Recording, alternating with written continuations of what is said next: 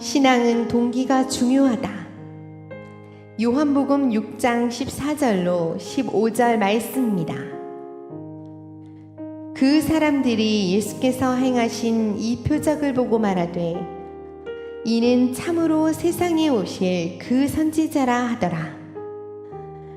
그러므로 예수께서 그들이 와서 자기를 억지로 붙들어 임금으로 삼으려는 줄 아시고 다시 혼자 산으로 떠나 가시니라. 아멘.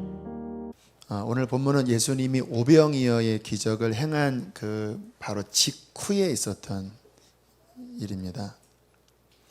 사람들이 얼마나 놀랬겠습니까? 보리떡 5개와 물고기 2마리로 남자만 5,000명, 여자아이까지 만여 명 넘게 그냥 본인의 눈앞에서 그게 펼쳐진 거예요. 제자들이 이렇게 떡과 고기를 들고 막 나눠주면 그냥 눈에 보이는 앞에서 막 계속 나오니 사람들은 그냥 흥분의 도가니였을 거예요. 아마 거기 있는 군중들이 이 상황을 보고 이렇게 생각을 했었을 것 같습니다. 야, 이분을 우리의 왕으로 모시면 평생 굶어 죽지는 않겠구나. 왜냐하면 지금이야 잘 사는 시대니까 누가 빵을 그렇게 많이 막 찍어낸다고 해서 그렇게 흥분될 일은 아니지만 이 당시에는 가난한 로마 식민지 백성들입니다. 실제로 그날 떼거리도 실은 고민스러운 상황이에요. 주기도문에 오늘날 우리에게 오늘 먹을 양식을 달라고 했던 기도는요, 그 시대 배경입니다. 그날 먹을 양식을 고민하는 상황이었습니다. 이 생존의 위협 앞에 지금 눈앞에 나타난 한 분이 정말 메시아 같은데 그냥 메시아가 아니라 떡을 마음껏 줄 수 있는, 그 손에서 수천 수만 명을 먹일 수 있는 그런 분이라고 여겼을 때 이분 사람들은 그냥 흥분 폭발이었을 것 같아요. 자, 그런데 우리가 말씀을 흐름을 보면요, 15절에 예수님의 반응을 우리가 느낄 수가 있는데요, 15절 함께 읽어보시겠습니다. 시작. 그러므로 예수께서 그들이 와서 자기를 억지로 붙들어 임금으로 삼으려는 줄을 아시고 다시 혼자 산으로 떠나가시니라. 사람들이 예수님께로 와서 뭐를 삼으려고 했다고요? 임금으로. 근데 예수님이 그렇게 다가오는, 물론 이 전에는 그냥 주님을 사모해서 온 사람들이에요. 말씀드리려고. 근데 지금 이 상황은 그게 아니라 자신을 왕으로 추대하려고 막 눈이 휘둥그레져서 몰려드는 그 사람들을 주님은 불편하게 오셨다라는 거예요. 그래서 이 본문을 마태복음이나 이런 부분과 비교해 보면 무리를 흩으셨다고 나옵니다. 빨리 집으로 가라. 더 이상 광야에 있지 말고 빨리 집으로 가라. 그리고 예수님은 홀로 산에 올라가셔서 기도하셨다라는 말씀이 마태복음에 나와요.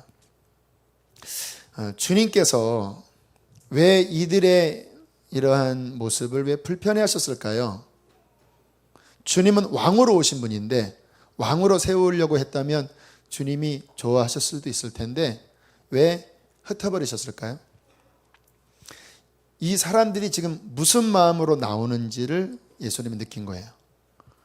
정말 예수님을 원한다기보다는 지금 이들의 태도는 자신의 욕망을 위하여 나온 거예요. 욕망을.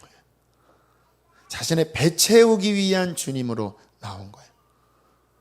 여러분, 만약에 누군가 프로포즈를 했는데, 여기 많은 분들은 이미 그 기회가 다 지나간 분들이시지만, 이제 프로포즈를 하는데 너무 아름다운 사람이에요.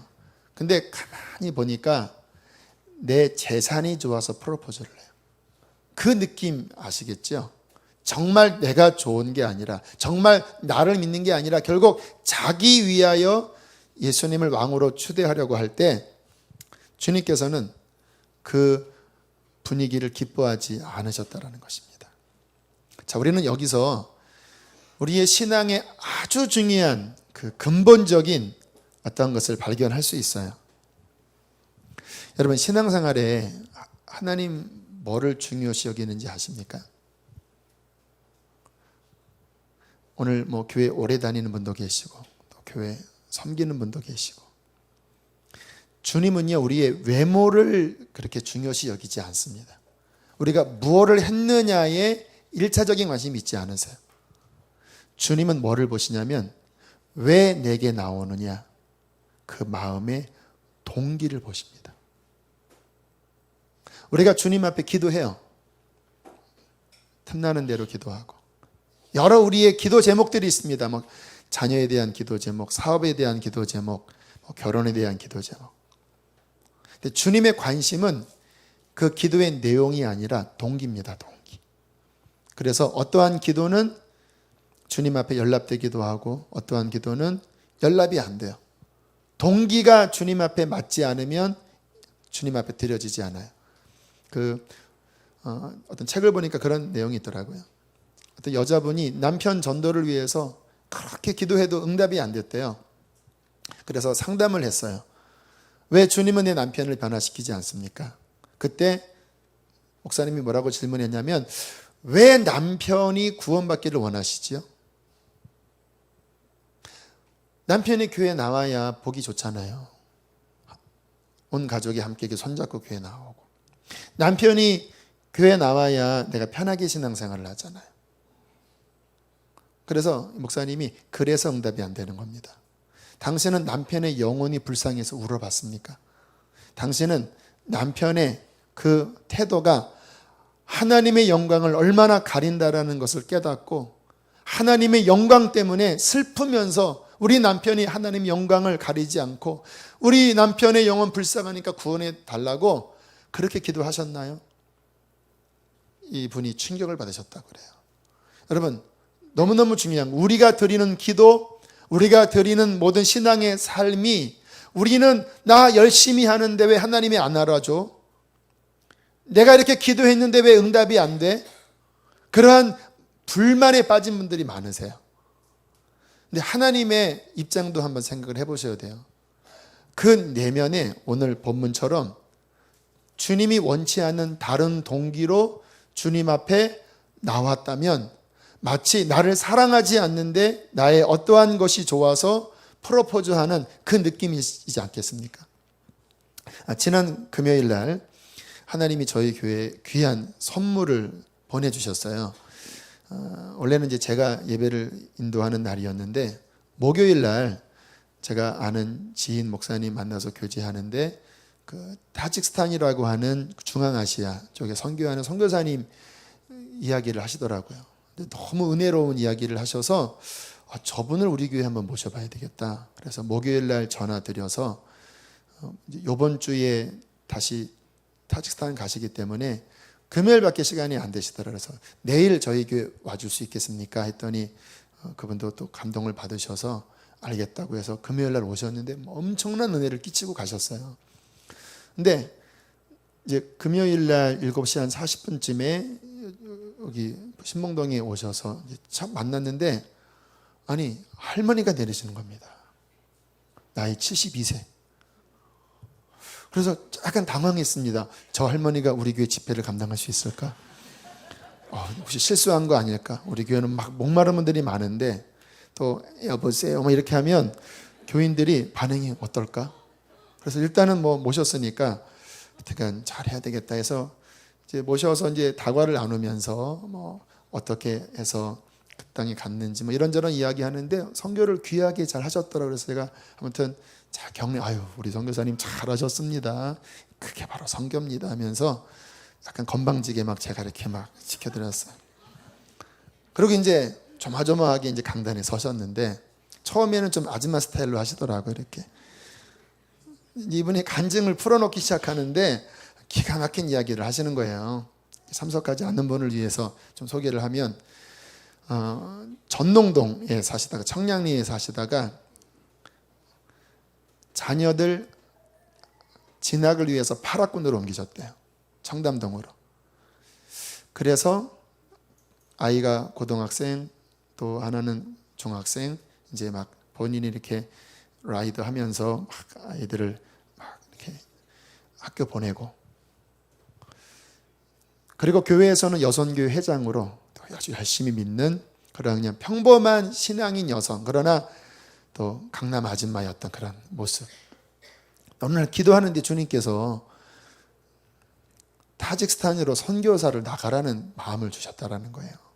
황당하지 않겠습니까? 여기 우리 권사님들한테 주님이 갑자기 막 러시아로 가라고 하면 뻥 찌잖아요, 이렇게. 그래서 무슨 나는 학식도 없고 나 여기 애 학교 보내려고 왔는데 저는 못 갑니다. 그랬더니 주님이 이렇게 안 그러면 네 큰아들 내가 데려가겠다. 이렇게 겁주시더래요, 이렇게. 그래서 큰아들 데려가면 큰일 나죠. 주님 알겠습니다. 네, 가겠습니다. 하고 91년도에 홀로 단신, 그때 49세 아주머니가 언어도 전혀 안 되는데 중앙아시아 모슬렘, 특히 타직스탄은 90년대에 폭탄 테러, 교회에서 폭탄 테러가 있었던 그런 기독교를 박해하는 지역입니다. 여기를 가신 거예요. 어떻게 선교를 해요? 고등학교 강당, 중고등학교 강당을 빌려서요. 첫 예배를 시작을 하는데 이상한 헛소문이 퍼졌대요. 여기 한국에서 온 저 여자 선교사에게 신유의 능력이 있으니까 병자는 다 모여라. 이게 막 그 소문이 이상한 소문이 나서 첫 예배를 드렸는데 600명이 모였다라는 거예요. 근데 거기에 8사람이 들것에 실려서 왔대요. 그러니까 참 보고 황당한 거지요. 주님 이게 뭡니까? 언어가 안 되니까 이제 통역을 세웠는데 공산주의자래요. 그러니까 본인이 뭐 하나님 이야기하면 김일성 얘기하고 뭐 남침 얘기하고 막 이런 얘기를 해서 그러니까 순간 이건 뭔가 이상하다 하고 그만둬 한 다음에 600명은 모여 있죠. 환자들은 이렇게 누워 있죠. 통역은 제대로 안 하죠. 말은 안 되니까 막 울었대요. 하나님 이게 뭐냐고요. 막 울기 시작하는데 갑자기 600명에게 성령이 임하시더니 다 울더래요. 막. 그래서 나 같은 죄인 찬양하니까 막 성령이 역사하셔서 그 다음에 내려가서 안수하는데 8명 들것에 실린 사람 중에 6명이 일어나서 걸어나가고 막 엄청난 막 환자들이 막 일어나면서 선교가 문이 열린 거예요. 그리고 거기는 노방전도 못하는 지역입니다. 그런데 또 이방인이 외국인이 자신 본국 사람에게 복음 못 전해요. 그런데 막 담대하게 막 전해서 교회를 막 수십 개를 개척해 나가기 시작하고 그리고 현지인 목회자를 훈련해서 신학교를 만들어서 훈련해서 49세 아줌마가 한국의 목사님들을 모시고 막 해서 지금 수십 명의 제자 목사들이 있고요. 그리고 그 땅이 열악하니까 병원, 종합병원을 세웠는데 그 병원에 우리나라 복강경 기술을 이렇게 도입을 해서 그 나라의 선진 의료 기술을 전파하고 병원 원장을 하시고 학교를 세워서 학교 이사가 되고 시장을 만나고 뭐 그러면서요. 뭐 말할 수 없는 뭐 제가 얘기 듣고 그냥 들을 때마다 할머니인데 72세. 그러면서 이 할머니가 지금도 내 가슴은 불타서 나는 또 다시 타식으로 갑니다. 그러면서 막 뜨거운 마음으로 갔는데 그날 안수기도 하는데요. 그냥 추풍낙엽이었습니다. 이렇게.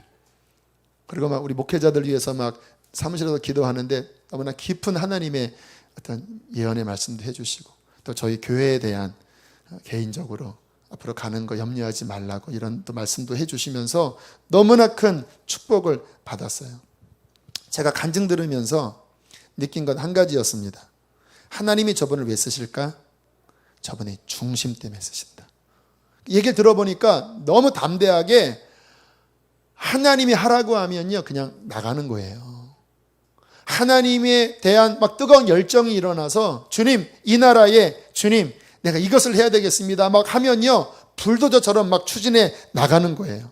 그리고 어려운 일이 오면 그냥 울면서 막 하나님께만 매달리니까 주님께서 영권을 부어주시고 할 수 없는 일들을 막 하게 하시고 산을 막 옮기시고 하시면서 정말 놀라운 역사를 이루시더라고요. 제가 느꼈습니다. 하나님이 저분을 쓰시는 거는 저분의 중심 때문이다. 누구도 따라갈 수 없는 저 열정, 하나님을 향한 거룩한 순종. 여러분, 우리도 마찬가지입니다. 하나님이 누구를 축복하는지 아십니까? 주님은 중심을 보세요. 지금 여기 앉아 계신 우리 수백 명의 사람 가운데 주님은 그의 불꽃 같은 눈동자로 여러분의 마음 중심을 꿰뚫어 보세요. 내가 주여할 때 주님은 왜 주여하는지를 아신다라니까요. 무슨 동기로, 지금 이 자리에 앉아있는 동기가 왜 와 있는지를 주님이 아신다라니까요. 오늘 들어오시면서 헌금하셨나요? 그 헌금함에 봉투를 넣으면서 도대체 무슨 마음으로 넣는지를 주님은 다 감찰하신다라니까요. 주님은 그 중심을 받으시고 그것으로 우리와 관계 맺기를 기뻐하신다라는 거예요. 여러분, 저는 성경 읽으면서요, 성경을 1년에 여러 차례 이렇게 통독을 하잖아요. 다윗에 관한 말씀을 읽으면요, 제가 깊이 감명을 받는 게, 이래서 하나님이 다윗을 축복하셨구나. 여러분, 이스라엘에게 있어서 목동은요, 천한 직업입니다. 더군다나 다윗은 가족 중에서도 존재감이 없었습니다. 팔남매의 막내라 존재감이 없어요. 그런데 하나님이 그 어린 천한 존재감이 없는 다윗을 주목하셨습니다. 왠지 아십니까? 그 중심을 보니까 하나님과 마음이 맞는 거예요. 그 마음 깊은 곳에 하나님의 영광에 대한 목마름이 너무 큰 거예요. 골리앗 2m 몇십 센치의 장수가 막 주님을 모독하는 것처럼 느껴지니까 그 15세, 16세가 그냥 앞으로 나아가서 네가 감히 만군의 여호와 하나님의 군대를 모욕해? 그래, 한번 붙어보자 하고 시냇가에서 돌멩이 들고 나간 그 중심에는요, 하나님의 영광을 조금이라도 손상시키면 막 파르르 하는 그 중심 때문에. 시편 27편에 보면 다윗의 고백이 나옵니다. 내가 여호와께 구하였던 한 가지, 곧 주님의 전에서 주님을 사모합니다. 이 중심을 주님께서 어린 다윗에게서 보시고 그를 왕으로, 그를 메시아의 대표적인 조상으로 삼으신 거예요. 지금도 마찬가지입니다. 여러분, 중심이 어떠십니까? 여러분, 왜 그런 기도를 드리세요? 지금 여러분 고민하고 있는 뿌리가 뭐예요? 제가 이 예화는 여러 번 드렸습니다. 하지만 저는 신앙적으로 이 예화가 너무 중요하게 여깁니다. 제가 아는 어떤 분이 미국에서 아마 10년 가까이 계시다가 한국으로 돌아오는 그 시간에 고민을 했대요. 한국에 가는 게 하나님의 뜻인가? 어떤 소원은 일어나고. 그래서 박보현 목사님에게 상담을 요청했대요. 그때 목사님이 하신 말씀, 나는 잘 모르겠지만 이런 류의 상담을 받아보면 한국으로 갈까요? 캐나다로 갈까요? 미국에 남을까요? 세탁소를 할까요? 슈퍼마켓을 할까요? 그리고 기도해보면 이상하게 주님이 어디로 가라 뭐 이런 부분에 그렇게 많은 관심이 없으시는 것을 느낀대요. 주님은 뭐에 관심이 있냐? 그 중심에 주님을 사랑하는 마음. 주님 사랑하는 마음 때문에 수퍼를 하면 되는 거고요. 주님 사랑하는 마음 때문에 한국에 오면 혹시 뭔가 주의 뜻이 아니더라도 그 사랑하는 동기에서부터 출발하면 주님이 어렵더라도 결국은 협력해서 선을 이루신다라는 거예요. 그 상담을 받고 마음에 답이 주어졌대요. 지금 내가 한국에 가는 게 그래, 하나님 사랑하는 마음이지. 그래서 한국에 오시게 되었노라고 이렇게 이야기를 하시더라고요. 여러분, 너무 중요한 이야기입니다. 주님은 여러분의 마음의 깊은 동기를 보시고 계시는데 그 동기가 주님의 눈앞에 스캔할 때, 주님의 눈앞에 점검될 때 과연 나는 어떠한 동기로 주님 앞에 서 있을 것인가? 저는 제가 주님을 섬기면서 저는 늘 이 부분을 점검해요.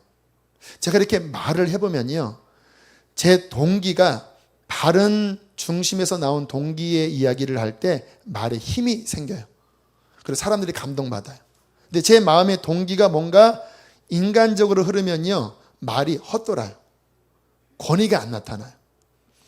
그래도 저는 늘 신앙생활을 하면서 어떠한 일을 하느냐 마느냐에 있어서 내 마음의 동기가 무엇이냐를 점검했을 때 동기가 인간적으로 가면요, 저는 그거를 안 하려고 합니다. 왜냐하면 그렇게 시작된 뿌리는 열매가, 인간의 열매가 맺혀지니까.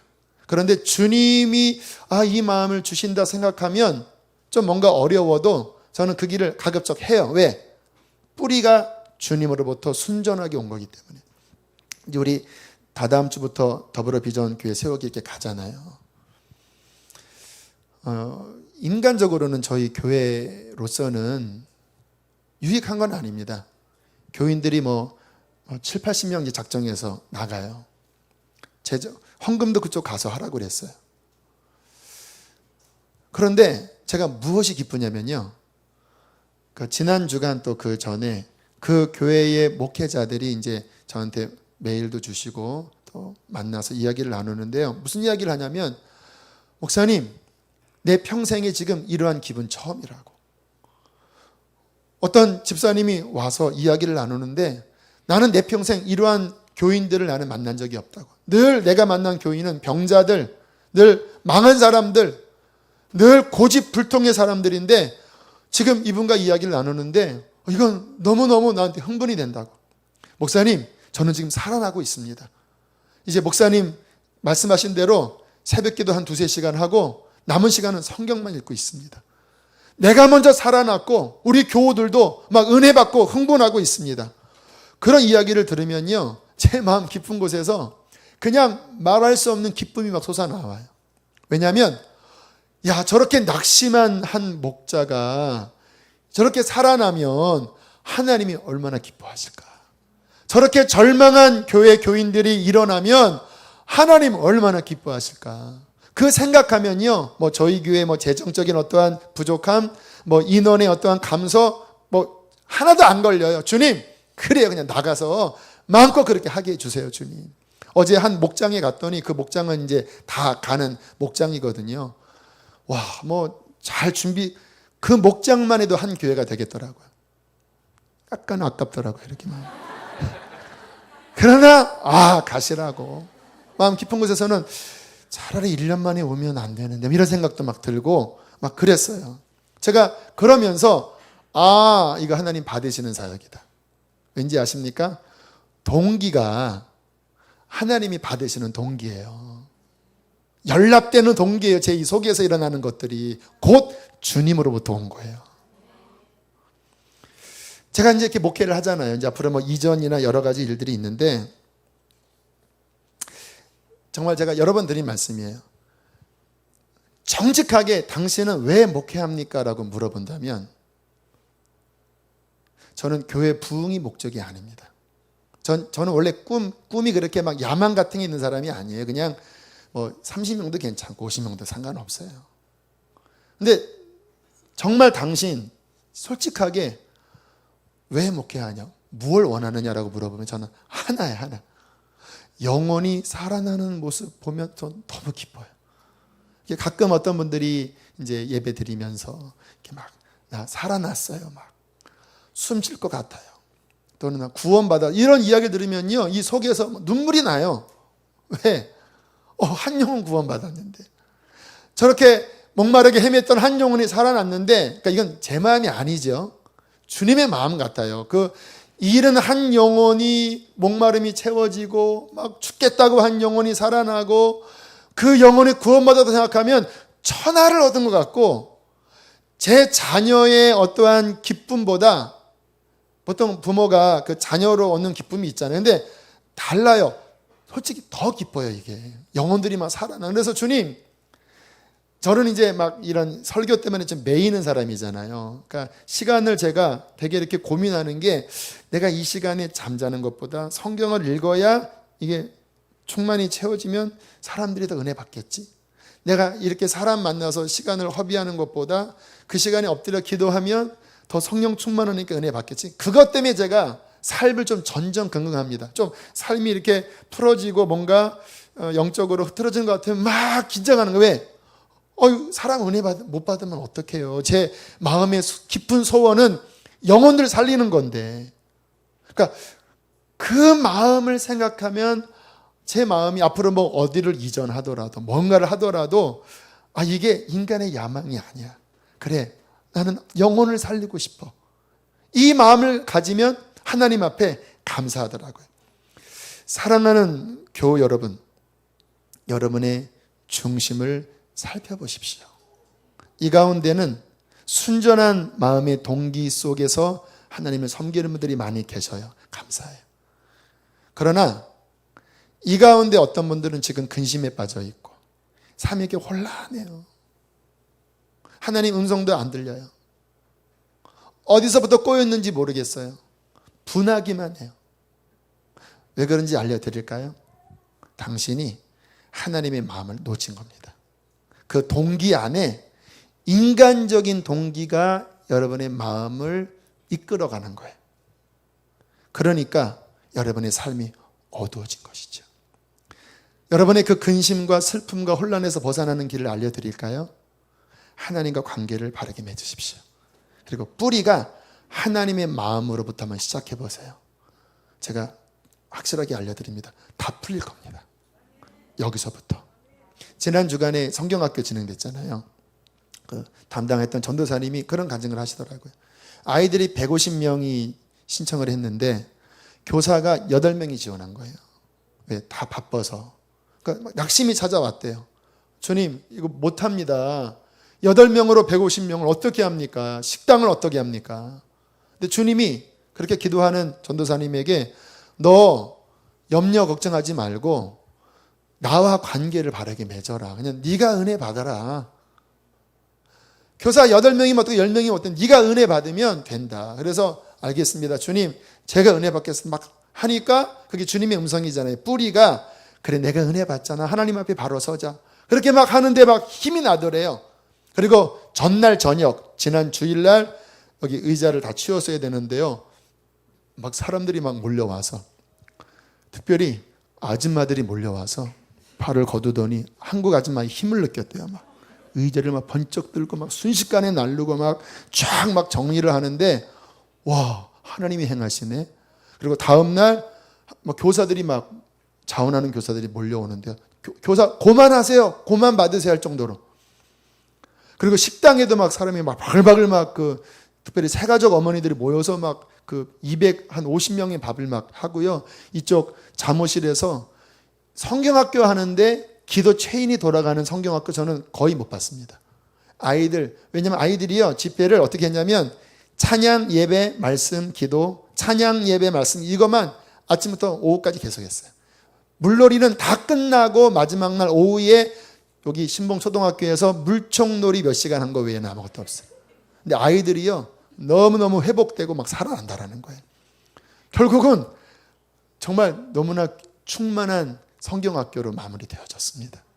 근데 여기에 그 전도사님의 그 풀어진 출발이 뭐냐면 인간적으로 생각하면 교사 없고 애들만 몰려오고 어떡하나라고 했던 그 혼란의 시간에 동기 자체가 하나님과 관계가 딱 코드가 맺어지니까 그래 사람이 뭐 10명 오면 어때 교사가 그래 내가 은혜 받자 하니까 거기서부터 생명이 흘러 들어와서 그 참석한 뭐 보조교사나 이런 교사들이요 준비 모임 할 때부터 주님의 은혜를 받고 막 회복되고 그런 일들이 일어났다라는 것입니다. 할렐루야. 여러분 이게 삶의 풀어지는 비결입니다. 자 그렇다면 우리는 도대체 어떠한 동기를 늘 추구해야 될까요? 오늘 몇 가지를 좀 살펴보겠습니다. 제가 우리 교인들 만나면 저는 제일 궁금한 게 어떻게 구원받았느냐예요. 어떻게 주님 만났지? 그러면 80% 정도는 이렇게 주님을 만났습니다. 내 삶에 문제가 오고 고난이 오고 내 힘으로 이길 수 없는 답답한 일이 왔을 때 내가 하나님을 찾아서 주님이 응답하셔서 내가 비로소 신앙을 갖게 되었습니다. 이게 보편적인 모습들이에요. 맞습니다. 틀린 거 아니에요. 나쁜 거 아니에요. 근데 제가 그런 이야기를 들으면 저는 깊은 곳에 이렇게 퀘스천 마크를 딱 둡니다. 거기에서 끝나면 안 되는데 이거예요. 물론 주님은 전능하셔서 우리의 인생의 고난 가운데 부르짖으면 응답하시는 자비하신 하나님이십니다. 그래서 살아계신 하나님을 보이시고 신앙을 갖게 하세요. 근데 거기서 멈추면 그 사람은 거의 실족합니다. 왠지 아세요?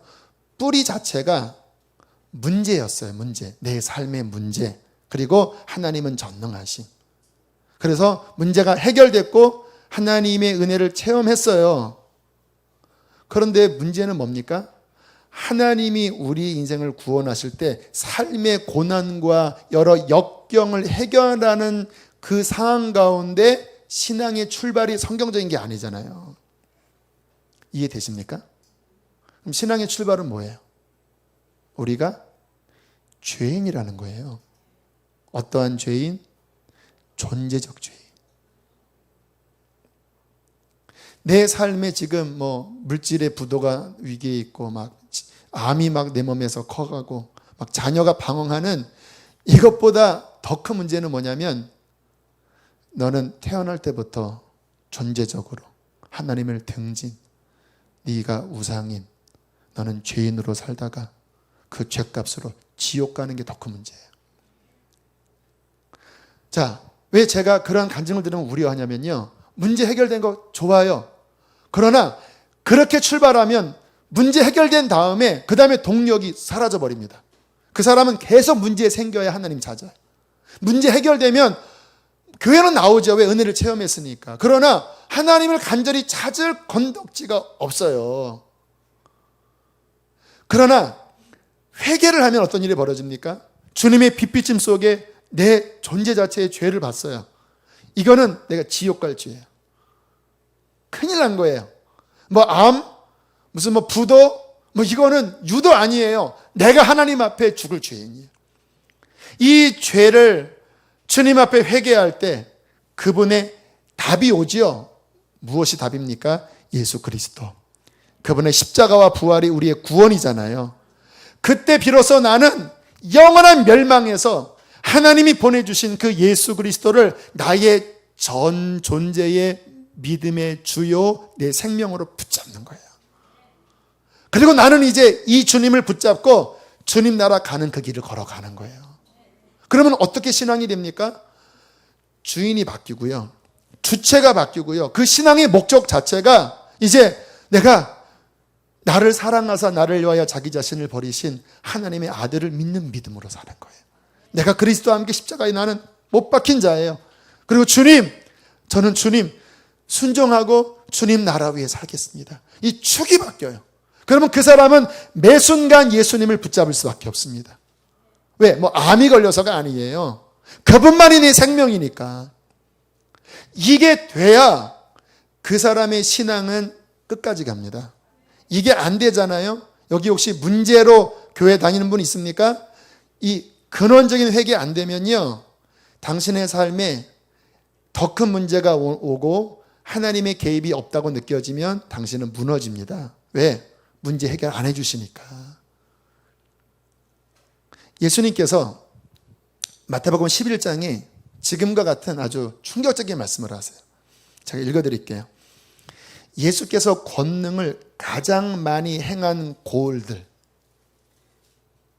기적이 어마어마하게 일어났어요. 그 고을들이 회개하지 아니하므로 그때에 책망하시되 화 있을진저 고라시나 화 있을진저 벳세다야, 너희에게 행한 모든 권능을 두로와 시돈에서 행하였더라면 그들은 벌써 베옷을 입고 재에 앉아 회개하였으리라. 내가 너희에게 이르노니 심판날에 두로와 시돈이 너희보다 견디기 쉬우리라. 가버나움아, 네가 하늘에까지 높아지겠느냐? 음부에까지 낮아리리라. 내게 행한 모든 권능을 소돔에서 행하였더라면 그 성이 오늘까지 있었으리라. 내가 너희에게 이르노니 심판날에 소돔 땅이 너보다 견디기 쉬우리라. 기적이, 가장 큰 기적이 일어난 거예요. 가버나움, 벳세다, 고라신 이런 지역에서 수많은 병자들이 막 낫고 막 할렐루야 외치고 문제가 해결되고 권능이 가장 크게 나타난 거예요. 근데 주님께서 그렇게 행하시다가 갑자기 버럭 화를 내시는 겁니다. 너희들 지옥 간다 그런 거예요. 왜요? 그들이 문제는 해결됐는데 회개는 안 해요. 여전히 자기 욕망 쫓고 여전히 육신 따르고. 그러니까 주님께서 나중에 이 권능이 심판날에 너희의 심판의 이유가 될 것이다. 너희의 문제 해결이 심판의 날에 더 가중하는 심판의 이유가 될 것이다. 왜? 회개하지 않으니까. 여러분, 우리 회개하셔야 합니다. 존재적 회개를 하셔야 합니다. 주인을 바꾸셔야 합니다. 이게 되면요, 그 다음에 주님 의지하며 살아가는 거예요. 왜요? 내 힘으로 못 사니까. 제가 이렇게 신앙생활을 하면서 저는 제가 강조하는 게 저희 교회 그 표어가 복음, 성령이잖아요. 저는 예수님 믿는 자에게 성령이 임하셔서 성령 충만함으로 사는 것이 정상이라고 성경을 통해서 확인하고 붙잡고 그게 제 추구하는 방향이에요. 근데 성도들이 예수님을 믿는데 성령 충만을 받지 못하는 분들이 많아요. 영접기도 했는데 성령 충만을 받지 못하는 분들이 많아요. 저한테 예전에 이게 딜레마였습니다. 왜 성경에서 말씀하시는 신앙의 양태와 지금 왜 현대교인들이 다르지? 제가 알았어요. 성경 가만히 보니까 예수 믿으면 하나님은 성령 부어주십니다. 근데 예수 믿는 게 뭐냐면요, 이제 나는 내 힘으로 살지 않고 회개하고 주께 순종하며 산다. 그때 성령을 주셔서 성령의 능력으로 주의 말씀 순종하며 돕도록 오신 분이 성령이세요. 그래서 예수 믿을 때 제대로 믿으셔야 합니다. 회개하고 이제 주님, 저는 내 인생의 주인이 주님입니다. 내가 육체 가운데 사는 것은 예수 믿고 사는 것입니다.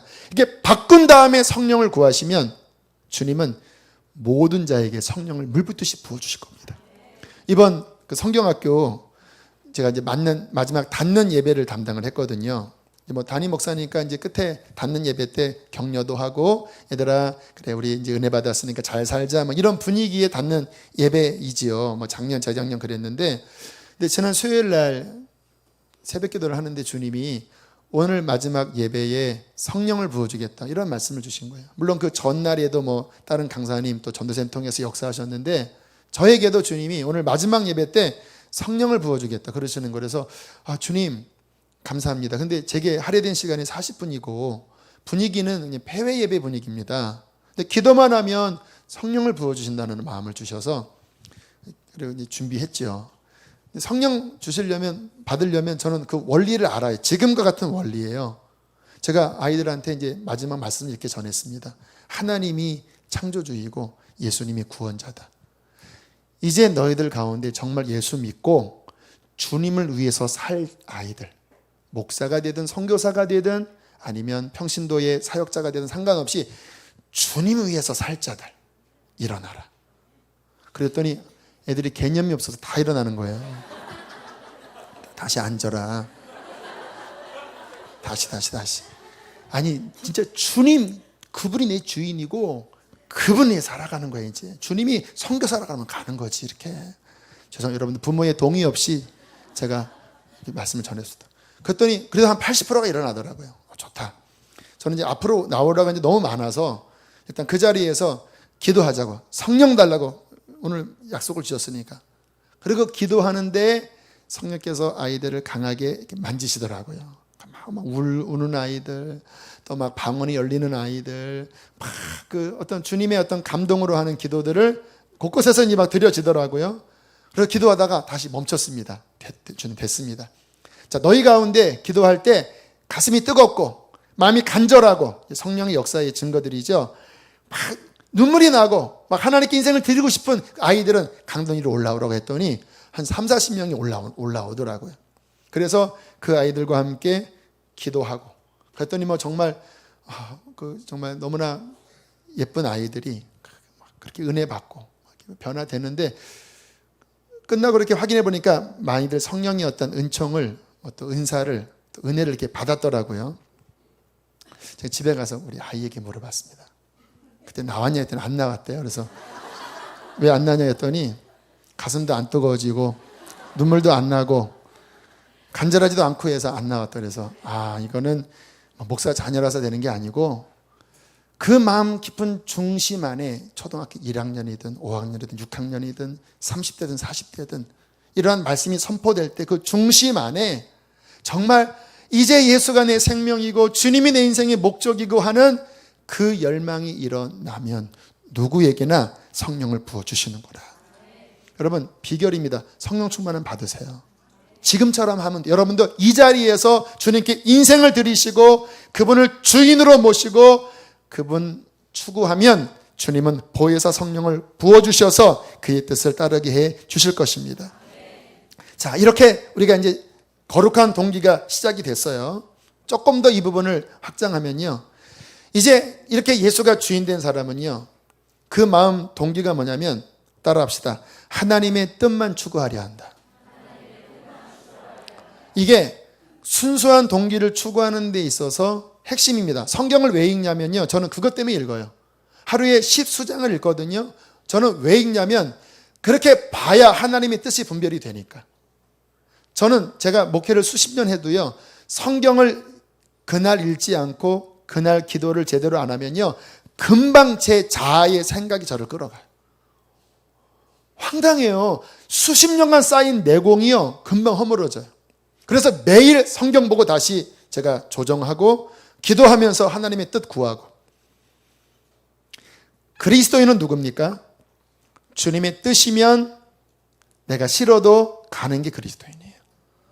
이게 좋아도 주님의 뜻이 아니면 포기하는 게 그리스도인이에요.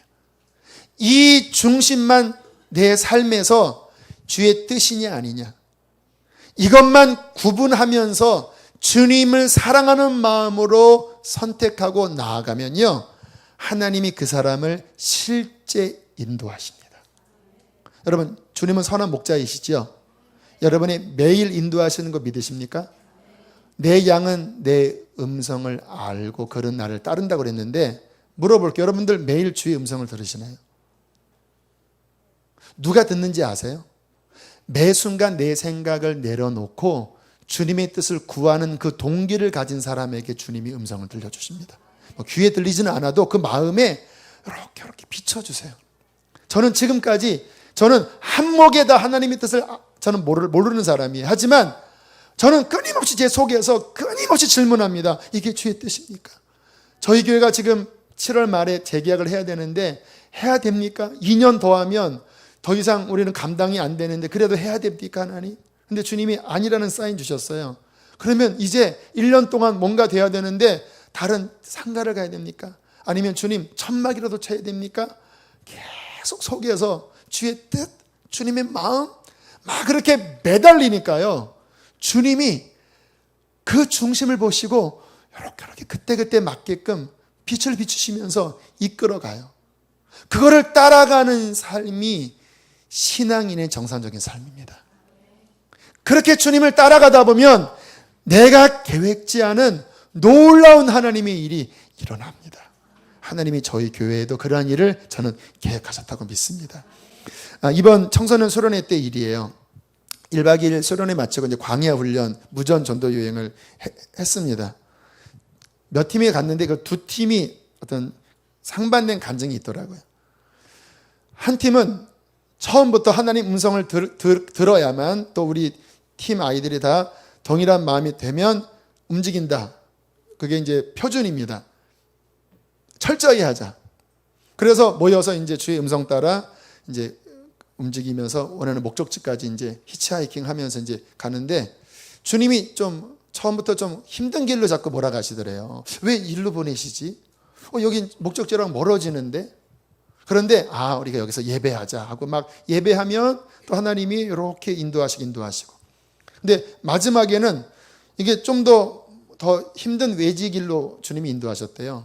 그래도 하나님의 음성이라고 확신이 드니까 그 속에서 예배하고 이제 우리 어떡하지 하는데 갑자기 봉고차가 확 나타나더니 그 아이들을 다 싣고 목적지로 한 번에 확 날아갔다라는 거예요. 역시 주님 따라가니까 좋았다고. 또 한 팀은요, 그 리더가 마음이 좀 약했대요. 그래서 애들이 힘들어 할까봐 가급적이면 애들이 편한 쪽으로 이렇게 좀 밥을 줄 만한 쪽으로 이렇게. 근데 나중에는요, 이게 일이 꼬였는지 아무 교회도 안 열어주고 아무도 밥을 안 주는 쪽으로 막 밀렸대요. 그래서 울상이 됐죠. 이게 도대체 하나님 음성도 안 들리고 뭐냐. 다시 시작하자 하고 기도하는데 다들 그 양심의 고백이 나왔대요. 우리가 너무 편한 쪽으로 갔다. 그때 하나님은 그곳에서 예배하라고 했는데 우리가 그렇지 움직이지 않았다. 그래서 다시 회개하고 주님 앞에 예배하는 순간 갑자기 막 교회 문이 열리더니 우리 교회로 들어와 주세요 하고 막 밥 주고 하면서 움직이게 되었다고 그렇게 이야기를 하더라고요. 여러분, 이게 뭐 그 아이들의 이야기가 아니에요. 실은 우리의 삶에 주의 뜻만을 매 순간 구하면 주님은 우리의 모든 삶에 그의 기적을 보여주실 것입니다. 마지막 말씀을 드립니다. 여러분, 예수님이 사람들을 흩으시고 산에 올라가서 무슨 기도했을까요? 여러분 기억하세요. 예수님은 인자셨습니다. 인자는 뭐냐면 사람의 아들이었다라는 거예요. 그러니까 완전한 인간의 품성을 그대로 갖고 계신 분이 예수님이었어요. 물론 신이었지만 인간이에요, 인간. 인간은요, 사람의 인기를 좋아합니다. 수천 명이 본인을 왕으로 추대하려고 했을 때 불쾌하셨지만 육신으로서는 그게 좋을 수도 있었을 거예요. 근데 흩어버린 다음에 산에 올라가서 예수님은 무슨 기도하셨을까? 저는 이런 기도하셨을 것 같아요. 하나님, 주님의 얼굴만을 구합니다. 하나님, 저는 주님만을 원합니다. 세상 다 변하고 내 삶의 끝이 와도 나는 하나님 없이는 살 수 없습니다. 주는 내 아버지이고 나는 아들입니다. 주님만을 더 원합니다. 했을 때 얼마나 눈물이 났을까요?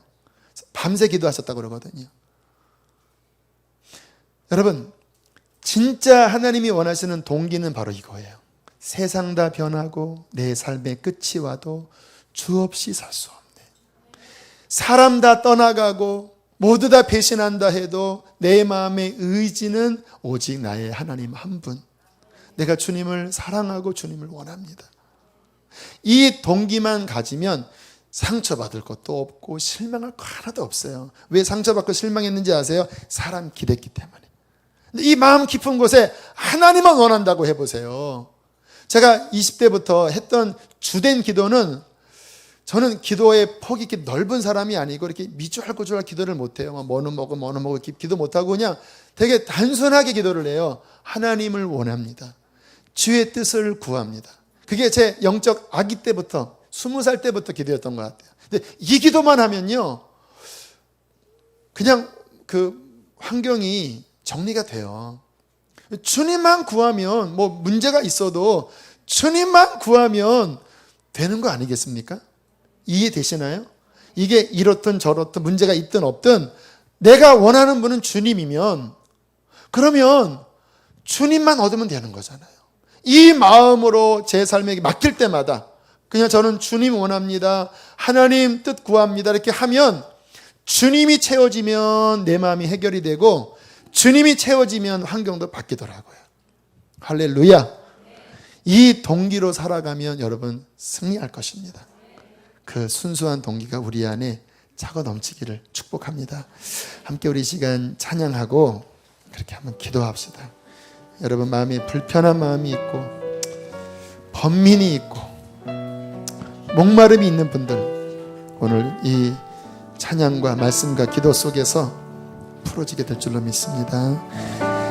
세상 다 변하고 삶의 끝이 와도, 여러분 앞에 계신 주님께 고백하세요.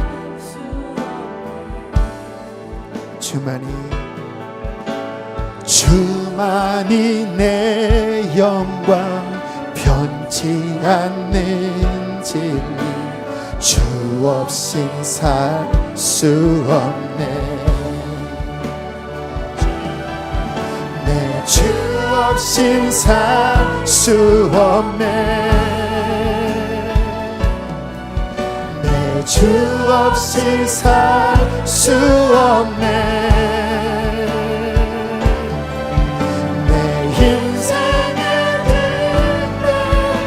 내 삶의 소망, 내 주 없인 삶, 좋으신 아버지,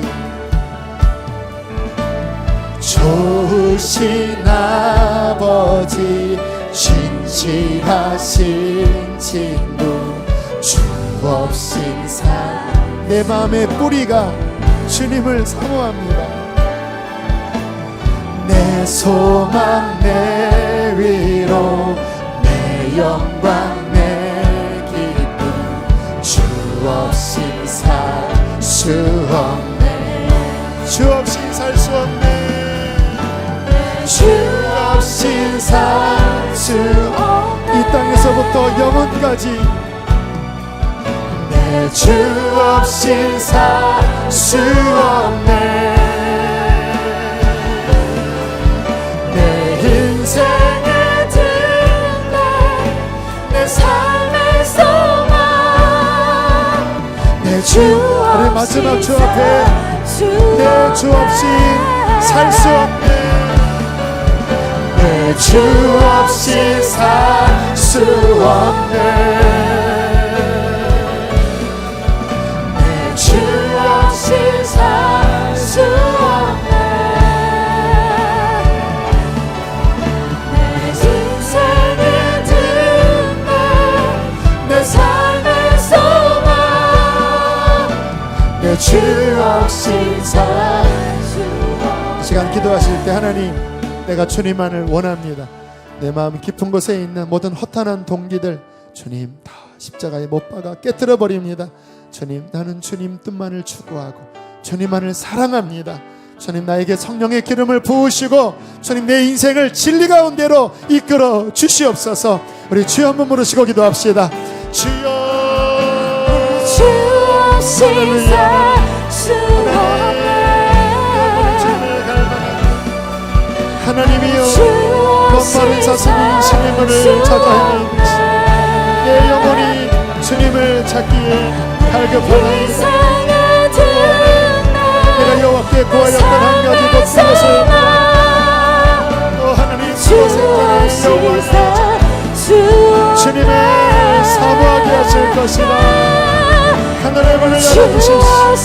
하늘의 문을 열어주십시오. 주님의 나라를 구하고 주님의 얼굴을 구하고 주님의 얼굴을 구하고 인생의 등대 내 삶의 소망 내 주 없이 살 수 없네. 여러분, 다윗의 고백을 들어보세요. 내가 여호와께 바라는 한 가지 일 곧 그것을 구하리니 곧 내가 내 평생의 여호와의 집에 살면서 여호와의 아름다움을 바라보며 그 성전에서 사모하는 그것이다. 메마른 땅이 단비를 사모하듯 내 영혼 내 육체가 주를 갈망한다고 다윗이 그렇게 고백했어요. 이 시간에 우리 한 가지만 기도합시다. 내가 주님을 원합니다. 내가 주님을 갈망합니다. 내가 주님을 사모합니다. 주님, 내게 오시옵소서. 더 주님으로 채워 주시옵소서. 내 인생의 야망이 무너지게 하여 주시고 주님만을 추구하게 하여 주시옵소서. 기도하시겠습니다. 할렐루야. 주 없이 살 수 없네. 내 주 없이 살 수 없네. 내 인생의 등대 내 삶의 소망 내 주 없이 살 수 없네. 내 주 없이 살 수 없네. 내 주 없이 살 수 없네. 내 인생의 등대 내 삶의 소망 내 주 없이 살 수 없네. 하나님, 이 가운데 외로워하는 사람이 있습니다. 사람들이 다 나를 떠난 것 같고 내가 광야에 홀로 버려진 것 같고 아무도 나를 알아주지 않고 찾아주지 않는 것 같은 마음이 있는 사람이 있습니다. 하나님, 주님은 그 사람을 알아주고 계십니다. 주님은 그 사람을 부르고 계십니다. 하나님, 저의 깊은 중심에서 주님만이 나의 하나님이라 고백하게 하시고 주님 없이 살 수 없다고 고백하게 하여 주십시오. 하나님, 내 인생을 주께 드립니다. 존재적 죄인을 회개합니다. 나의 생명이 되어주시고 하나님, 주님만 사랑하며 살게 해주십시오. 이 땅에서 영원한 하나님의 나라를 추구하며 살게 해주십시오. 내 마음을 살피시고 우리 안에 모든 부정한 것들을 주님 다 씻어주소서. 내가 왜 번민하고 왜 내가 낙심하고 왜 내가 이렇게 흐트러져 있는지를 보이시고 다시 주님으로부터 시작하여 일어나게 해 주십시오. 이 시간 성령님 저들을 어루만지시고 위로하여 주시고 평강 주시고 길을 보여주셨사오니 이제 이 말씀 붙잡고 주님 손 붙잡고 다시 나아가게 해 주시옵소서. 평강이 너에게 있을지어다. 회복이 너에게 있을지어다. 귀한 예물 올려드립니다. 받아주소서. 이제는 우리를 죄에서 건지신 우리 주 예수 그리스도의 구원의 은혜와 하늘 우리 아빠 아버지의 다함없는 사랑하심과 성령님 우리 안에 내주하셔서 날마다 도우시고 날마다 주의 뜻을 알게 하시고 끝날까지 승리케 해주시는 은총이 오늘 예배하는 모든 이들에게 영원토록 함께할지어다. 아멘.